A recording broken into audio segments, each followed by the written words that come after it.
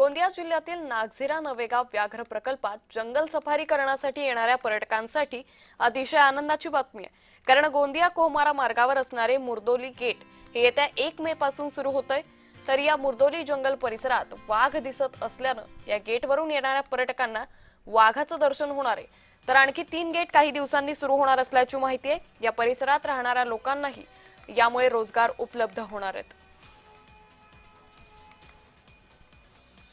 1 मेला आम्ही सध्या मुर्दोलीचं जे गेट आहे ते आपण आता ओपन करणार आहोत। गोंदियापासून अगदी जवळ आहे। तुम्ही गोरेगाव क्रॉस करून थोडंसं समोर गेलात की हे गेट आहे। गोंदियामध्ये स्थायिक आणि तिकडून कोहमाऱ्यावरनं सुद्धा हायवेवरनं येणारे जे पर्यटक आहेत ते या गेटचा आनंद घेऊ शकतील। या भागामध्ये टायगर प्रेझेन्स आहे आणि जो गोंदिया कोहमारा जो रस्ता आहे मुख्य रस्ता त्याच्या दुतर्फा हा सफारी रूट असणार आहे। दोन्ही बाजूला 2 रूट्स आपण वेगवेगळे याच्यामध्ये तयार करण्याचा प्रयत्न करत आहोत।